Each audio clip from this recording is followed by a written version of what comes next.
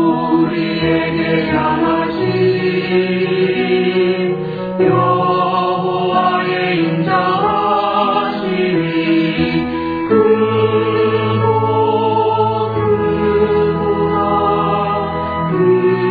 크시도다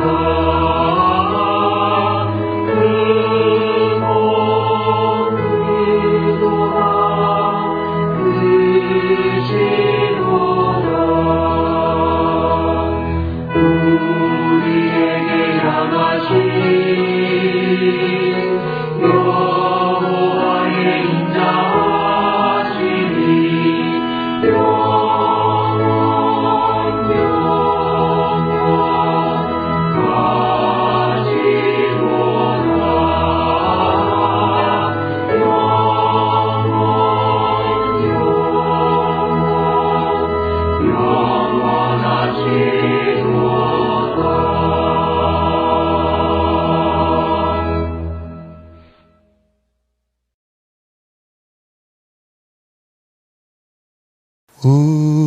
우리에게 향하신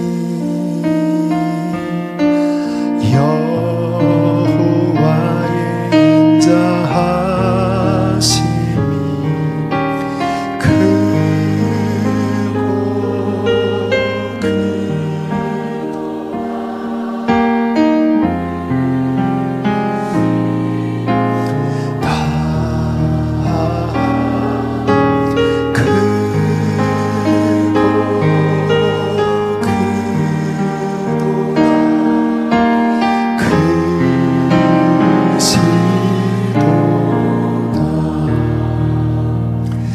구약은 하나님의 어떠한 어미하심, 거룩하심이 더 좀 강조된 그러한 시기임에도 불구하고 직접 하나님을 만난 사람들이 그 하나님의 사랑을 느끼면서 외쳤던 고백이 여호와는 인자하시며 우리에게 향하신 그의 진실한 사랑은 끝이 없다라고 노래했어요.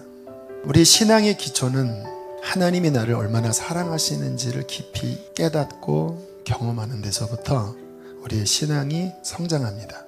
나는 세상에 더 있지 아니하오나 그들은 세상에 있사옵고 나는 아버지께로 가옵나니 거룩하신 아버지여 내게 주신 이름으로 그들을 보전하사 나는 하늘에 올라가고 그들은 이 땅에 남아 있습니다. 그들을 보호해 주십시오. 무엇으로? 아버지의 이름으로. 예수님께서 말씀하시는 거예요. 이들이 세상에 있지만 그들은 아버지의 것입니다. 아버지의 이름으로 그들을 보존하여 주십시오. 성도들이 이 땅을 살아가며 염려스러운 일도 많고 답답한 일도 많이 만나지만 이 하나님이 나를 사랑하시고 그 이름이 나를 보호하신다고 하는 것을 믿고 살 때 주님은 기뻐하십니다. 그렇게 믿음으로 사는 자는 반드시 승리할 거예요. 오늘 설교 제목이 하나님 자녀의 삶입니다. 하나님 자녀의 삶의 첫 번째 기초가 무엇일까요? 그분이 나를 사랑하시는 것을 믿는 것입니다. 두 번째는요, 본문에서 이렇게 말씀하고 있어요. 아버지의 이름으로 그들을 보전하사. 근데 뒤에가 좀 논리적으로 연결이 안 되는 듯 보여요. 우리와 같이 그들도 하나가 되게 하옵소서.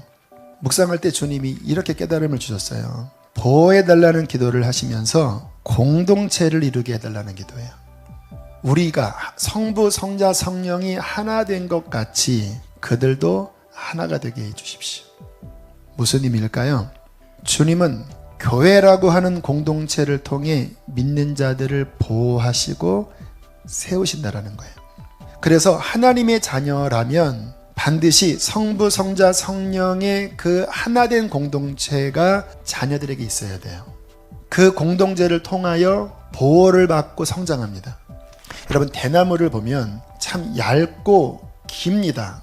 그러면 보통 자주 쓰러지잖아요.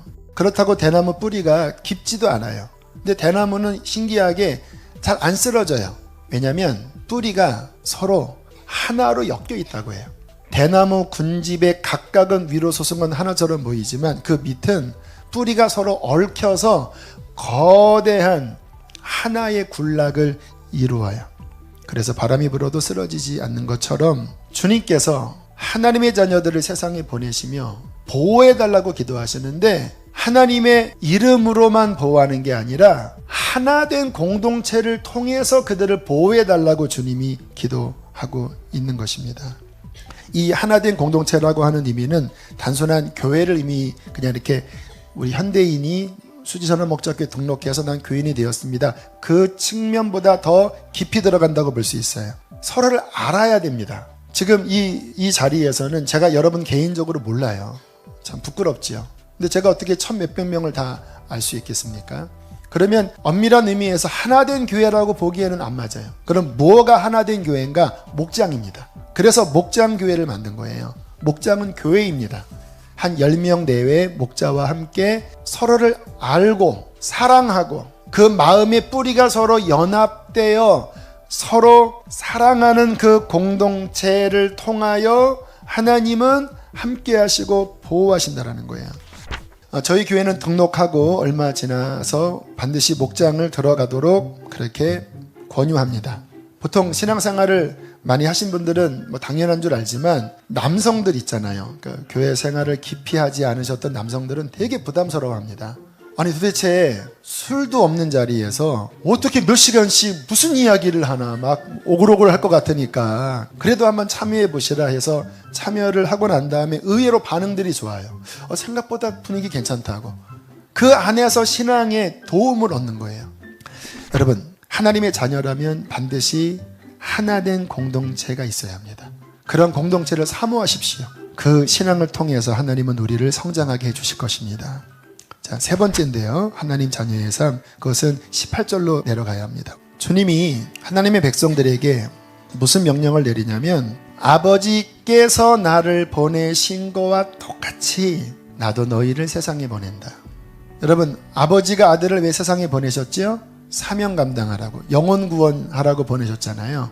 근데 주님이 그와 똑같은 권위로 똑같은 수준의 명령으로 나는 너희를 세상에 보낸다라고 말씀을 하고 계시는 겁니다. 무슨 의미일까요? 하나님의 자녀들에게는 사명이 있다라는 거예요. 현대인들, 이 기독교인들의 문제는 뭐냐면 이 사명이 너무 약화되어 있어요. 그냥 내가 은혜 받고 좋은 말씀 듣고 내 가정에 좀 행복을 더 추구하고 그러한 수준의 신앙의 목표를 갖고 있어요. 물론 그것도 틀린 것은 아니지만 절반입니다. 주님께서는 오늘 말씀 하나님의 자녀들은 내가 아버지께 받은 사명을 동일하게 너희도 받은 것이다. 이 사명을 감당할 때 비밀은 뭐냐면 더 은혜 받고 더 충만한 신앙생활을 할 수 있어요. 깊은 병을 앓고 있는 분을 신방하게 되었습니다. 연세도 많으신 분이세요. 어떤 말씀을 전해야 되나 기도를 하는데 주님이 찬양을 주시더라고요. 황무지가 장미꽃같이 피는 것을 볼 때에 구속함에 노래 부르며 거룩한 길 다니리. 하나님의 어떤 회복에 대한 찬양이었어요. 아주 깊은 병을 오랫동안 앓으셨거든요. 잠도 못 주무시고 쇠약하게 되시고 주님께서 이분의 인생을 이제 회복하시려는 어떤 은혜에 대한 말씀을 주시려나 보다 하고 이제 주님 일단 본문을 주십시오라고 기도를 하는데 주님께서 회복에 대한 말씀을 주시는 게 아니라 사명에 관한 말씀을 전해라. 마지막까지 사명 잘 감당하고 내 앞에 와라 라는 이 말씀을 자꾸 푸시하는 거예요. 그래서 이게 맞나? 지금 60대 중반에 거동도 잘 못하시는 분인데 그래도 주님이 주신 거니까 순종해야 되겠다 하고 그 말씀을 전하는데 우시더라고요. 목사님, 요즘 제가 그러한 소원을 품고 있습니다. 오늘은 이곳, 내일은 저곳 복음을 저는 전하러 다닐 겁니다. 어려운 개척교회를 세우라는 마음을 주세요. 그거 생각하면 흥분이 돼요 하시면서 정말 얼굴이 환해지시면서 더 힘을 내시더라고요. 제가 느낀 게 뭐냐면 그냥 하나님이 당신의 병을 고쳐주셨습니다. 하나님이 당신을 사랑하십니다. 이러한 데에만 초점을 맞췄다면 그 정도의 은혜를 받았겠지요. 그러나 오히려 비록 몸은 좋지 않은 가운데 있으셨지만 사명에 대한 말씀을 전하고 갈렙처럼 하나님 나라 위하여 쓰임받다가 저 천국에서 면류관 받으세요 라는 이 말씀을 전하니까 더 은혜를 하나님이 주시더라고요. 이분의 심령이 더 기쁘게 반응하는 것을 보았습니다. 여러분, 우리의 삶의 문제만 바라보고 거거 뒤치다거리 하는 인생은요 끝이 없습니다. 이거 문제 해결하면 또 저 문제, 저거 해결하면 또 이 문제. 도대체 언제 하나님 나라 바라봅니까? 언제 사명 바라봐요? 사명이 있을 때 힘이 납니다. 저는 이번에 선교 다녀오시는 분들을 보면서 제가 느낀 게 그거예요. 얼굴이 너무 환하시고 기쁨이 충만한 거예요. 만약 저분이 문제만 바라봤다면, 개인의 문제, 또 교회가 지금 이거 어떻게 해? 라고 문제만 골몰했다면 얼굴이 흑빛 같았을 겁니다. 그리고 막 시험이 들었을 거예요. 이렇게 이거 어떻게 해야 하나.